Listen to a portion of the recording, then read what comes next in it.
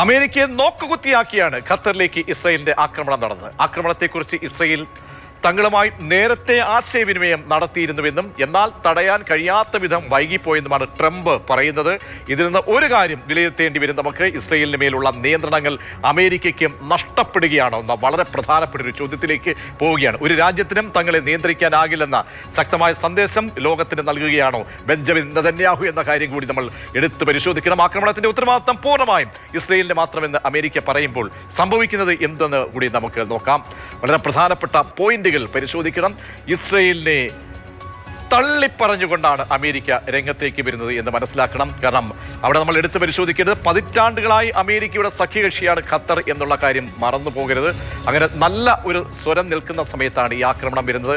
അമേരിക്കയുടെ വലിയ സൈനിക താവളം സ്ഥിതി ചെയ്യുന്നത് ഖത്തറിൽ എന്നതാണ് നമ്മൾ മനസ്സിലാക്കേണ്ടത്. സൈനിക നടപടികളിൽ പങ്കാളിത്തമുണ്ട്. അതായത് മിഡിൽ ഈസ്റ്റിലെ പല അമേരിക്കൻ സൈനിക നടപടികളിലും ഖത്തർ പങ്കാളികൾ ആയിട്ടുണ്ട് എന്നുകൂടി ഓർമ്മിപ്പിക്കുകയാണ്. അപ്പോൾ ഈ അമേരിക്കയുടെ നീക്കം വളരെ പ്രധാനപ്പെട്ടതായി മാറുകയാണ് ഈ ആക്രമണത്തിന് തൊട്ടു പിന്നാലെ. ലോകക്രമത്തിൽ പുതിയ ബന്ധങ്ങളും അച്ചുതണ്ടുകളും രൂപപ്പെടുന്നതിനിടെ ഇസ്രായേൽ നടത്തിയ ആക്രമണത്തിലൂടെ അക്ഷരാർത്ഥത്തിൽ അമേരിക്കയെയും കുഴിയിൽ ചാടിച്ചിരിക്കുകയാണ് ഇസ്രായേൽ.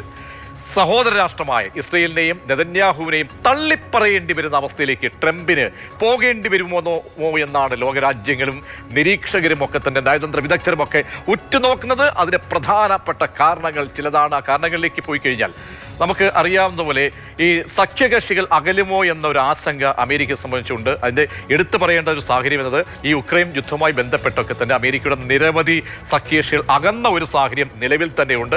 അപ്പോൾ ഇപ്പോഴത്തെ ഒരു സാഹചര്യത്തിൽ ഇസ്രായേലിന് ഒരു പിന്തുണ അകമഴിഞ്ഞ് നൽകിക്കഴിഞ്ഞാൽ ഉണ്ടാകാൻ പോകുന്ന ഒരു വികാരം അതുകൂടി അമേരിക്കയുടെ ഭാഗത്ത് ഉണ്ടാകുന്നുണ്ട്. മറ്റൊന്ന്, സൗദി, UAE തുടങ്ങി അറബ് രാജ്യങ്ങളുടെ നീക്കം വളരെ പ്രധാനപ്പെട്ടതാണ്. കാരണം പതിറ്റാണ്ടുകൾക്ക് ശേഷമാണ് ഇപ്പോൾ അമേരിക്കയുമായി ഈ അറബ് രാജ്യങ്ങളൊക്കെ തന്നെ ഒരു നല്ലൊരു ബന്ധത്തിലേക്ക് എത്തുന്നത്. അതിലൊരു ഉലച്ചിൽ ഉണ്ടാകാനുള്ള സാധ്യത കാണുന്നുണ്ട്. അമേരിക്കയിൽ ഇസ്രായേലിനെതിരെ ഒരു വികാരം ഉണ്ടാകുന്നു എന്ന് എടുത്ത് പറയേണ്ട ഒരു പോയിന്റ് ഉണ്ട്. കാരണം അവിടെ ഡെമോക്രാറ്റിക് പ്രതിനിധികൾ ഉൾപ്പെടെ ഈ ആക്രമണത്തെ അപലപിച്ചുകൊണ്ട് രംഗത്ത് വരുന്ന ഒരു സാഹചര്യം കൂടിയുണ്ട്. അപ്പോൾ അവിടെ ആഭ്യന്തരമായി പോലും ട്രംപിന് ചില ചോദ്യങ്ങൾ ഉയരുന്നു ട്രംപിന് മുന്നിലേക്ക് എന്നത് വളരെ പ്രധാനപ്പെട്ടതാണ്. അതുകൊണ്ട് തന്നെ അമേരിക്കയുടെ തുടർ നീക്കങ്ങൾ വളരെ തന്ത്രപരമായിട്ട് മാത്രമേ ഉണ്ടാവൂ എന്നാണ് വിദഗ്ധർ സൂചിപ്പിക്കുന്നത്.